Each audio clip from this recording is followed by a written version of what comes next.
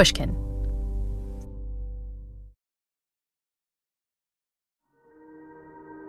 When we enter a new year, many of us start to feel inspired about making big changes in our lives.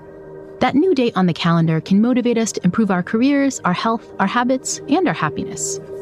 But when we start to think about how to go about making all these improvements, that's when things start to get really, really loud. We start to hear all these outside cultural voices shouting at us about what we should be doing, that number that we're really supposed to have on the scale, or the glossy gym we absolutely need to join, or the new productivity or dating app that all our friends are trying. These outside voices tell us there's one way to get fit or quit biting our nails or get that big promotion at work. It's a new year, they scream, and this is how things are going to have to change. These New Year voices are all very well intentioned, but they can sometimes get so loud that we can't even hear ourselves think. So in this New Year season of the Happiness Lab, I want us to try something different. Instead of listening to all these loud outside voices, we're going to do the harder work of looking inward. Over the next few episodes, we'll try to pay attention to the wise voice inside us, our inner compass, if you will, that often gets drowned out by all the outside noise. And we'll see that carefully listening to the quiet voice of what our bodies and our minds truly need may be the real path to happiness in 2023. Our minds are constantly telling us what to do to be happy. But what if our minds are wrong? What if our minds are lying to us, leading us away from what will really make us happy? The good news is that understanding the science of the mind can point us all back in the right direction. You're listening to The Happiness Lab with Dr. Laurie Santos. In the coming episodes, we're going to take a closer look at the perennial urges we have in the new year. To work out more, to eat healthier, to throw ourselves into our jobs, and to push ourselves to the limit. At first glance, all of these seem like reasonable personal goals. But we rarely take a moment to stop and think, could there be something else underlying all these desires? Why are we putting so much emphasis on how much we can bench press, how much protein we eat, or what our new job title is? And the place where I want to start this deeper exploration may seem slightly unorthodox. I want to start with a children's book. Archibald's morning always started off the way it would end, in an egg. My husband Mark and I have a ritual where he reads me bedtime stories at night. Sometimes we pick classic texts, but lots of nights these days, we just go for a children's book. And that was how I stumbled upon the book that inspired this entire episode. It's called Archibald's Next Big Thing. Archibald woke up deeply frustrated that he hadn't figured out his next big thing. The book tells the story of Archibald, a cartoon chicken who's desperately trying to find what he refers to as his next big thing. I've got to find my next big thing. Often missing out on exciting moments that were right there if he just took a moment to notice. A dinosaur riding a roller coaster is pretty big, so what you're searching for must be huge. It is, said Archibald. I know it. The book ends with Archibald realizing that big things are sometimes right in front of our noses, or our beaks, as it were. Of course, Archibald clucked loudly. How could I have missed it? Archibald's Next Big Thing is a book for children, but many adults struggle with the same problem that this little chicken faced. Many of us spend a lot of energy looking forward to that next big thing when our new gym membership finally pays off, or how happy we'll be when we get that huge raise or promotion. We hear all these outside voices telling us how great it'll all be in the future, which makes it kind of impossible to hear the soft intuition that may be telling us that what we need to be happy is right here in the present. The author of Archibald's Next Big Thing knows this lesson all too well. He wrote the book for his daughter to help her learn what he'd gotten wrong so often before, that if you only concentrate on the next big thing, you'll miss the chance to be happy right now. Hello. Hey, Tony. I'm just realizing now, I think I took your course. Oh my gosh. It's a course, right? Yes, it's called The Science of Well-Being on Coursera. Now this makes so much sense why you talk so eloquently about happiness and mental health. I know, it's what you taught me. That author, whose voice you may recognize, is Tony Hale, the star of Veep, the Mysterious Benedict Society, and the actor who played Buster Bluth in Arrested Development. Like many of his characters, Tony admits to having been deeply affected by anxiety. And just like Archibald the chicken, Tony spent many years searching for his next big thing, including the next big role he thought would bring him the happiness he craved. I mentioned this story a lot, and I really believe in it a lot. And I don't know, I'm a guy that needs a lot of reminders, so I don't mind talking about it a lot. But when I was living in New York, I was an actor in New York for like 7 years, and I was doing commercials, and I was actually doing pretty well in commercials. But there was something called pilot season, where there was like a 3-month period during the year where they would audition for TV pilots. And if you missed that window, you probably weren't going to get on a show. And really all I wanted in life was to get on a sitcom. That was kind of my goal, my end goal. Every year would go by and I would miss pilot season. I'd be like, what is happening? But I was always, anytime I would go through something, I was like, you know what? That day's coming. That day's coming. I'm going to get that sitcom. It's coming. It's coming. Finally, I booked Arrested Development, which was like the best cast, best scripts, incredible show. And when I booked it, I found myself that I wasn't as satisfied as I thought I was going to be. And it really scared me because you can't get better than Arrested Development. So I had no excuse. And I was like, wait a second, this is what I've dreamed about. And it didn't satisfy me. And when it was canceled in 2006, so it was kind of a time during that season of like, what's going on? What's happening? So when it got canceled, my daughter was born. And one thing that you have to do with a child is you can't be distracted. You can't, because my thing was when I realized through this Arrested Development experience, I just wasn't present for most of my life. And it wasn't just in New York. It was like whenever something was going on in my life, I would just check out. I would just really just kind of disassociate's a strong word, but I would just check out. I would look into the future. I would just kind of not be there. When my daughter was born, I realized like, I can't check out. I've got to keep this child alive. So I've got to be present. And it really woke me up to just the many times in my life, for most of my life, I wasn't present. And so then began this journey of just waking myself up to where I was. In my career, there's a lot of highs, like there's big highs.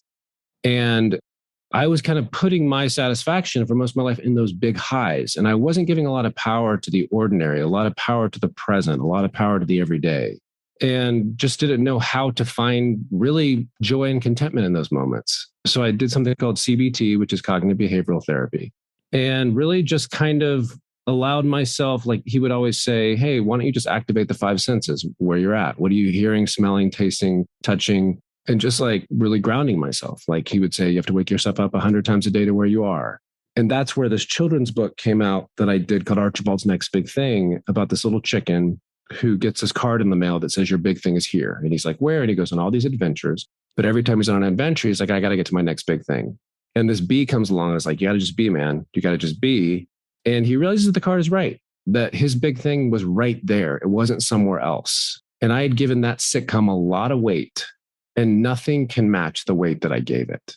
Now, keep in mind, I sound like I'm a professional at this. I'm not. This is something I struggle with. This is something it's very easy for me to check out. I think I talk about it a lot as a reminder, but it's just my default is to check out. And I have to daily find the power in the everyday and the ordinary, which is a challenge for me. I mean, I think it's a challenge for everyone. I mean, I think you're in an industry where like looking ahead is really, I'm sure every single interview you do, somebody's like, what's the next big thing for Tony, right? But it's also just a feature of human nature. I mean, you talked about this idea of waiting for the next thing. Like this is a bias that psychologists call the arrival fallacy. It's kind of like the happily ever after fallacy. Like I'll get this next thing and I'll be good. But you're always looking to whatever the next thing is. Like totally. And I never want to give the impression that dreaming is wrong, or I never want to give the impression that ambition is wrong, or like having those moments of a creative, like, oh, where's this going to go? I think that's great. My thing is that's all I was doing. I always tell people that the value you have before success is the same value you're going to have after success. And I'm in a business that tells you your value will be with what you get. And I say that because it's okay to ambition, but am I changing my value with what I think I'm going to get? Or am I giving myself the same value that I have now? And that's the trick. But the cool thing about the Arrested Development story is that you had the realization, right? You kind of did realize you were chasing and that you weren't in the present moment. So what caused you to have that realization? Was there a moment when you're like, wait, this is never going away? Yeah. What was that like? Honestly, I think it was the gift of getting my dream. I got it. And I mean, you've heard stories of people getting Oscars and then the next day they go into a depression. Mine was more in my anxiety has amped up because all these expectations were not matched and I just freaked out. Also, another component of that is the guilt when people come out to me and say, oh my gosh, are you so excited? Are you so excited? And my insides did not match their expectation. And so then I walked away like, what is wrong with me? what is wrong with me? And that's when everything began to unfold and dissect. And I was like, wait, I got to go back and I got to realize being present is a big struggle for me. And the fact is, all these are very buzzwords right now, being present, all that kind of stuff. But for me, it's a huge component for me is being present. Because I say that because there's a part of me that fights like, Tony, you're sounding cliche, but it's true. I just was not very present for most of my life. And we need to know what being present means. I think we think when we do the buzzwordy version, it's like, oh, just be present. But it's like, no, that means sitting with the awful voice that's screaming at you. That means noticing that your heart is freaking out and your chest wants to bust out and you feel awful and you're saying really mean stuff to yourself. Yeah. So it's one thing to just be present when it's unicorns and rainbows and ice cream cones, but it's another to be present when it feels awful. Like, I love that you said that because I never thought about that way, that being present, there's a compassion element to it of, I want to check out of this space right now. Hey, why am I feeling this? I'm sad, or I've had a tough day, or I'm pissed off at my daughter. Why am I wanting to check out? So let me just, hey, I hear you. And that's hard, and that's something, honestly, when people have said, I'm sure you've heard this before, but if my daughter comes up to me and says, Dad, I'm really sad, I'm having a hard time, I would be like, oh my gosh, honey, this is really hard. Give yourself a break. We don't talk to ourselves that way. I don't talk to myself that way. So it's like beginning to talk to myself as I would my daughter. And I think one of our many misconceptions is I think we have this like drill instructor theory about motivation where it's like, if I just scream at myself and just like call myself really terrible names, obviously that'll stop making me feel sad or scared. Yeah. If I just like yell at myself. Yeah. Because let me tell you right now, that shame closet is packed. Like it is full. There is no more room. The grace compassion has got a lot of space. Let's start filling that closet. But it's hard. I mean, this is what you're articulating so nicely, right? It's like, and it's hard in part because I think we want to push ourselves. Yeah. Right. I mean, especially in the industry you're in, there's this like push, don't admit vulnerability. Yeah. Like, and I mean, have you had to fight against that kind of mantra a lot? Yeah. And I mean, and that's what's the gift of life of when I remember years ago, I did a Pepto-Bismol commercial in New York where I was having diarrhea on a train. And this is my first national commercial. And my 10-year reunion was coming up from high school. And I remember thinking, I'm going to go back to that reunion and I'm going to be like, guys, I'm just this feeling of like, I'm on national television in a diarrhea commercial. And I gave that so much power because I wanted to go back to these people that bullied me or I didn't feel a part of, or I wanted to feel superior to, or I just wanted mainly to feel like the popular kid. I remember leaving that reunion feeling worse than when I came in. And it was like, God, I gave a lot of power to wanting to redo trauma or whatever with these, quote, accomplishments, and it was a diarrhea commercial on a train. One of the first things you talked about when you're talking about Arrested Development and wanting to do more, just articulate that urge for more. You finally get a sitcom it's like one of the coolest characters and one of the most well-regarded characters in like the last 2 decades of TV history. How did that not feel like enough? That's I think the curse we can fall into is, and I do, sometimes I can get a little dark because bringing up the fact that it is never enough if you don't wake up to what you're around. The sad truth, it is sugar. You have sugar and you're going to want more sugar and it's never going to satisfy. And then you're going to get to when you're in your 80s and you're going to still be going, I want more. What's next? This isn't enough. Thinking the whole time, the next thing is going to be what's enough. Isn't that amazing? The very simple truth that I would think I would get, but it takes that reminder of like, I have been doing this and I still believe the next thing can be enough. It's very easy to go to that place. Yeah. And that's with career. I mean, on the podcast, one of my favorite episodes of my own podcast was talking to this guy, Clay Cockrell, who's a wealth psychologist. And so he works with the super infinitely wealthy and they'll say things to him like, I thought it was the first billion, but it wasn't. It turns out it's the second billion. I need to be a multi-billion. Yeah. And he's like watching this being like, how can that, you just had the data that wasn't enough. But we don't encode like, oh, the whole premise is wrong. We encode like, I just didn't get there yet. I need 3 hit sitcoms. And that's when the happiness goes. And the truth is, I say it, but it's so easy to fall into that pattern. And also just and again, not that money is bad or success is bad and all that kind of stuff. But I remember, honestly, I was watching an interview with Amy Schumer. And it was a long time ago. And someone was asking about what advice would you get? That's just so exciting. You've got to be where I want to be. And I remember Amy saying something to this person of like, you have to understand, I've gotten to the other side and I've seen behind the curtain. You're still thinking that thing is behind the curtain and it's not, or something to that effect. And it was so wise. Oh, and this was my favorite. Jim Carrey's speech. Do you know what I'm talking about? Jim Carrey at the Golden Globes. And I had the chance to meet him recently. And I rushed him and I told him, I was like, I have told this story so many times and I so appreciate you doing this. But he was at the Golden Globes years ago. And he said something to the effect of, as a joke, he said, I've got 2 Golden Globes, but a third will be enough. And it went to the audience and you can see half of them were laughing. And then you saw half of them kind of like, it will be like, because we do tell ourselves that narrative. And he was making a joke, but what a profound statement, I loved it. Yeah, this idea of never having enough is really, I think, such a problem. I mean, again, I was not consulted when Human Minds were built, but 3 Golden Globes, you should cross it off your list. You can walk away and go hang out on the couch, right? Exactly. And I think another trick is kind of navigating all the other psychological biases we bring to the table. And I know this is something you've talked about too, about kind of having had a history of anxiety and things like that. You're known as an actor who plays anxious characters. Yeah. In fact, one of my students once said in the midst of midterms, she was like, I feel like I'm a Tony Hale character this week, which I think for Hale students to be saying that. Yeah. But yeah, so talk a little bit about how this has played out even before being an actor in your early life. Yeah, I love that question.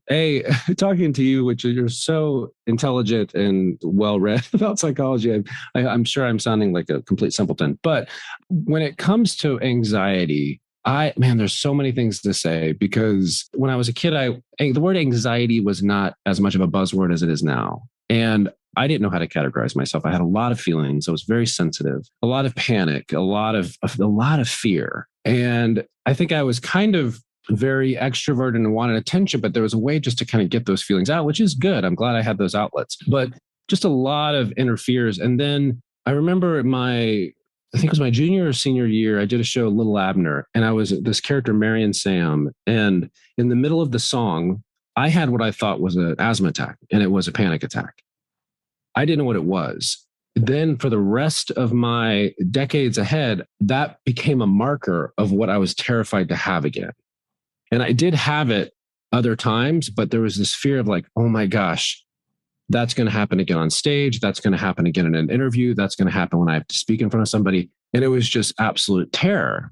And then over time, kind of getting back on stage and doing things, I remember there's this famous preacher named Joyce Myers who would always say, many times we feel like we have to be in this place of peace or strength in order to do stuff. And she's like, you know what? You just got to do it afraid. You just got to keep walking and do it afraid. And I found myself constantly having this mantra of Tony, just do it afraid.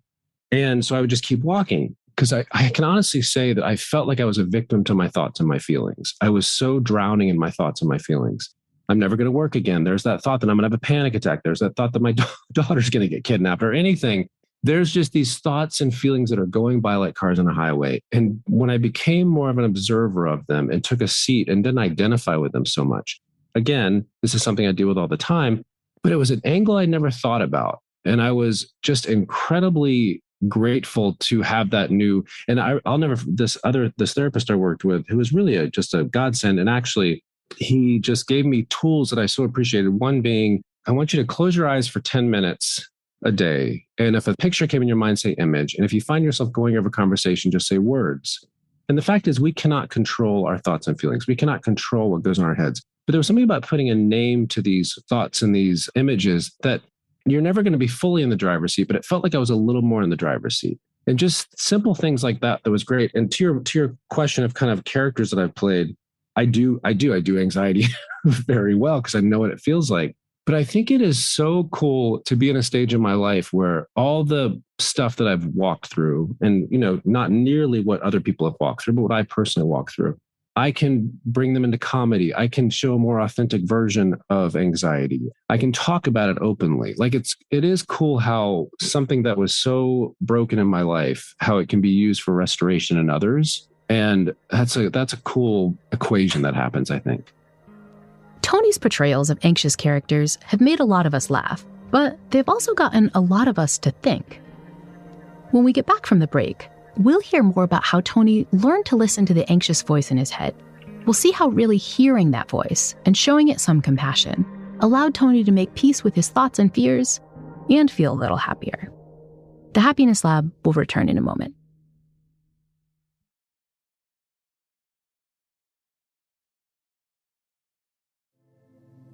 Many of us experience a little social anxiety now and then, but we don't usually have to perform in front of a theater full of paying customers or to step out before a live TV audience of millions. Actor Tony Hale loved being a performer, but his mind was often filled with terror that he'd freeze or panic when the stakes got high, which, as you can imagine, is a scary and lonely place to be. So, how did he overcome it? People who have had panic attacks can understand this. It feels like you're never going to get out of it. It feels like the tsunami is coming towards you and it's just going to eat you alive. And nobody understands what you're going through. I'll never forget, I was about to do Conan O'Brien. And when you're on a talk show, you're about to go on and they have a curtain and they open the curtain and you walk out. And there was two guys about to open the curtain. I was going to walk out and I felt a panic attack coming on. There was this moment of, I'm either going to run because what I wanted to do is just bolt. Or what I did, by the grace of God, is I started asking these two guys questions that were holding this curtain. And I said, so where are you guys from? Oh my gosh, how long have you been doing this? Wouldn't it be crazy if there was like a documentary back here about people about to...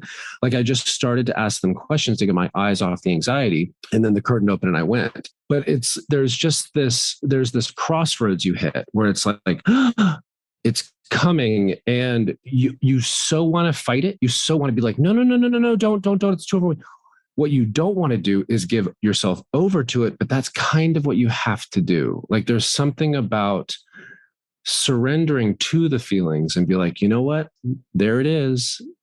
This is what this feels like. I know this feeling, and I know this feeling is going to pass. I remember Bill Hader was talking about his anxiety once, and he talked about just how he would name it as like a funny little friend that would kind of crawl all over him. And I was doing a play 2 years ago in San Francisco. And it was practically a one-man play. There was another character that came in towards the end, but most of it was just me talking for like 45 minutes. And every night before going on, I would think, tonight's the night that I'm going to lose it on stage in front of 1,000 people. And that little voice would come up and say, you know what, tonight's the night. And I've never had compassion to that voice. I've never looked to the voice and say, hey, I really appreciate you being here. I know you're trying to protect me, and I can't tell you how much that means to me. I'm going to go out and do the show, but I'll be back. And there was something about having compassion to that voice. It dissipates the power rather than fighting that voice, which I had done for most of my life, but really giving it the love and care that it needed, because it is a part of me and my anxiety is a part of me. And why not begin to embrace and have love towards it? Because that's what's going to release the power of it. Yeah. I mean, I really love that suggestion for two reasons, right? One is we know psychologically this idea that what you resist persists, right? If you try to like squish the beach ball under the water, it's going to come flying back out at you, right? So it just doesn't work, the resistance. But also recognizing that voice is there. It's trying to tell you something and listening to it. I think all too often we think of our emotions, whether it's anxiety or anger or whatever, as this annoying thing that's rumbling around in our brain that we want to shut off. But it's really just like a signal. Like it's like an alarm bell that's telling us something. It's like when your microwave beeps when the popcorn's done. It's like, it's just telling you something. Yeah. And if we listen to it, say, hey, thanks for telling me this. I do have to go on stage right now, so I'm not going to listen to you right now. But thank you for trying to look out for me. It's just such a different relationship with that voice. I love that, because the fact is, if you really think about it, this voice has been trying to protect me since I was a kid. So the motivation of this voice begins from a loving place, like wanting to help. And it got distorted and it was crippling. But the motivation is they just want to protect me. And I want to give it that love. I think also, especially, for you as a kid, you had this secondary thing that I think went along with the anxiety, which probably, the voice was really trying to protect you from. I know you've talked before about your history with asthma, and there's such a connection just physiologically between what happens in anxiety and with your breath and what happens in asthma. And so, because if anything, I imagine the asthma made you a little bit vigilant in a very anxious way as a child anyway. Yeah, because there's I would also get really, really nervous on elevators, because I would think if I have an asthma attack, I can't get out, if there's a hospital nearby, and that just kind of triggered the anxiety. And many times it became a cycle where the anxiety then triggered the asthma. And a lot of people don't talk about they talk about asthma. They don't talk about the anxiety associated with asthma. And our breath is our life force. So it feels like you're breathing through a straw. Like it is a terrifying feeling. And the thought of that coming back and not knowing, because anything could trigger it. For me, it could be environmental, it could be anxiety, it could be anything.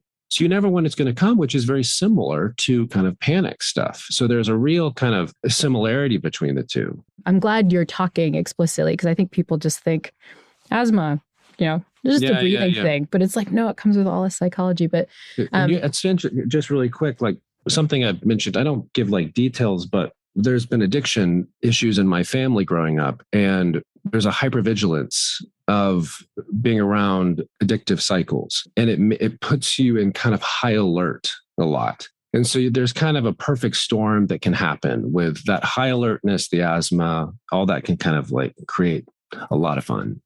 Yeah. Talk about hypervigilance. You're like, what the heck is going on? Totally.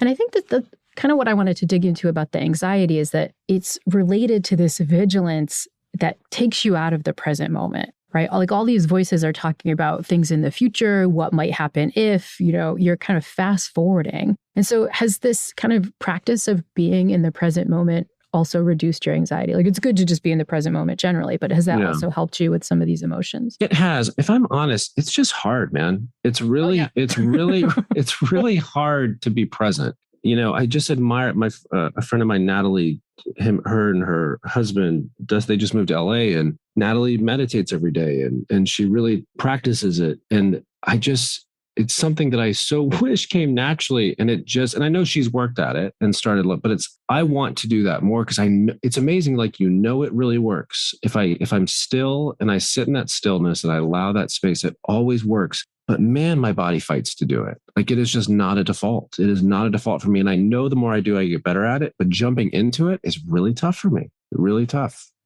Yeah, I think you're not alone. My colleague, Dan Harris, who talks about this stuff, talks about the meditation is kind of grabbing a goldfish in your hands and trying to keep it still while you're like holding it out of the water. That's what we do with our minds. God, I wish I could like be in your cool circles when you guys talk about this stuff. I bet if you want to talk to Dan Harris, you could be on his podcast. But one of the things we want to do, and one of the reasons I love talking to you today is that despite the fact that this is so hard for you, you've also come up with this toolkit you can use whenever this stuff comes up. And they're so evidence-based and so straight out of CBT and, such a great way of talking about how they work for you. So I kind of wanted you to walk through some of these. One of these techniques that you've talked about is the not now technique. So explain what this is and how a situation in which you might use it. Yeah. I feel like I use this a lot. It is very easy for me to live in the what if. My daughter just started driving, so the what if kicks in big time. There's a job that I might be getting in the spring that there's a lot of uncertainty to the location, so there's a what if there. Again, this is the first time I've thought about this, but I really think these voices are coming from a place of protection. Hey, I'm going to give you every scenario you can think about so that you can prep for whatever emergency situation happens. I think it's motivated really by a place to help. And I need to have compassion. Like, I hear you. I hear that what if, not now. Right now, I'm having a great talk. This is where I'm now. She has a better Zoom background than I do. It's just like, that is where I am now. And during that moment, let me just touch the table. Let me smell the smell. Oh, somebody said, oh gosh, they used something like 5, 4, 3, 2, 1, where it was like, start. Have you heard this? It's like you seeing what 5 things are you seeing, 4 things are you, I don't remember how it went down, but it was such a great tool. Yeah. So this is one that's often called the 5 senses technique, where you just force yourself, like, what are 5 things you see? What are 4 things you hear? What are 3 things you smell? What are 2 things you taste? 1 thing you touch? And when you get down to like taste, you're kind of like, I guess my mouth. Exactly. Maybe that's the one. That might be the one. Yeah. But the key is that you can't be thinking about the what if at that point, because you're just kind of scanning for like, well, I guess I smell, my hand, or I don't know, it's Yeah. And so it's a powerful technique to just ground you in the moment. That's the big thing, is grounding. And I recently got into rope bowl making. Wait, what is rope ball making? It's a rope. I make these rope bowls, and this friend of mine, Shauna, gave me a rope bowl after I wrapped this last season of this first season of Mysterious Benedict Society. And I've always wanted to paint. I've always wanted to do this kind of stuff, but I'm not a painter. And you make these rope balls on the sewing machine like pottery, and then you paint the rope, and I give them as gifts, and I just can't get enough of it. But it's this a focus practice for me because I'm watching this rope going through the sewing machine. I'm painting this rope. I'm listening to something, and it's really it's a tool I need because maybe for me at this point in my life, I'm getting better at meditation, but doing a rope pull is my form of meditation right now. I'm not sitting in a room quiet with my legs crossed, but I'm doing something that's a little more focused. So that's a tool that really has helped. But the what if to your question is, I find myself just saying, not now, a lot, not now. And many times I don't want to be in the now. Many times I don't want to be in that space, but I not force myself, but I try to ease into it a little more. And just remembering, I think one of the things I love about this mantra of not now is you force yourself to remember that you have a choice, right? That, it's not easy, but you can kind of shift back to the now, right? That there's a sort of choice to our thoughts. And I think that is such a powerful realization. I mean, it comes from therapy, it comes from CBT, but it's just powerful to realize like, okay, thank you thought, but I'm not going to listen to you. We'll come back later. Like you have a choice whether it feels like it or not. Do you know what's crazy though is, I don't know if you relate to this, but when I do say not now, if I'm living in kind of a fearful what if space and I say not now, my body does not want to be more in a comfortable space. My body wants to be more in the fearful space. And that is something really interesting to analyze. Like, why is my default to go to this fearful space or creating this emergent situation, which is clearly a lot of anxiety? And I don't want to be in the silent space I am now around my family. And you're like, what is that about?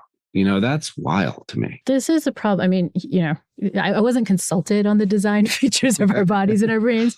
But one of the things that has good features, but in this case is not very good, is that our thoughts are connected to our bodies, right? So you could be not now, not now, not now, but your fight or flight system's activated. You have cortisol, the stress hormone rushing through your body. You might be like, not now, but your body's like, no, like fear, like the future, like what? Yeah. But the good news is that your thoughts, there's lots of evidence that your thoughts actually can hack your body, right? So if you just start saying, no, not now. Oh, let me talk to the guy at the curtain instead. I'm just going to pretend like things are fine.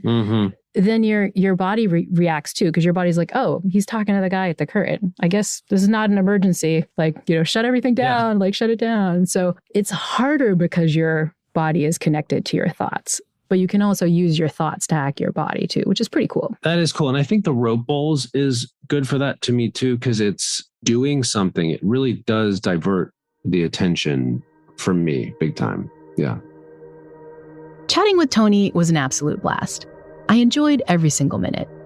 We even ran over our scheduled interview slot because we were having so much fun that we lost track of time, which kind of felt nice. This was fantastic. I love that. Thank you for doing this. Leaning into the present moment like that isn't always easy. And it's especially hard in January when we feel like we should be planning out the entire year ahead in the hope that that next big thing on the far horizon will finally make us happier. Tony learned the hard way that big things don't always feel as good as we imagine, and that they don't fundamentally change who we are as people. So this new year, why don't we commit to being a bit more like Tony's children's book creation, Archibald, the brave little chicken who decided to stop being so obsessed with big ticket changes. We can stop worrying about the new jobs, new romances, and new bodies, and instead just be. Next time on the Happiness Lab, we'll look at the many loud and competing voices telling us to change what we eat in 2023. We'll see that we may want to shut them up a bit so we can listen to a more compassionate voice that's telling us how to eat for ourselves.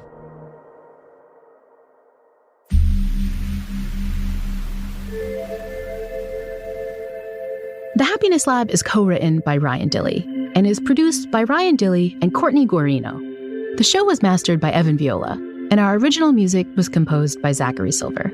Special thanks to Shane Beard, Greta Cohn, Nicole Morano, Morgan Ratner, Maggie Taylor, Jacob Weisberg, my agent Ben Davis, and the rest of the Pushkin team. The Happiness Lab is brought to you by Pushkin Industries and by me, Dr. Laurie Santos.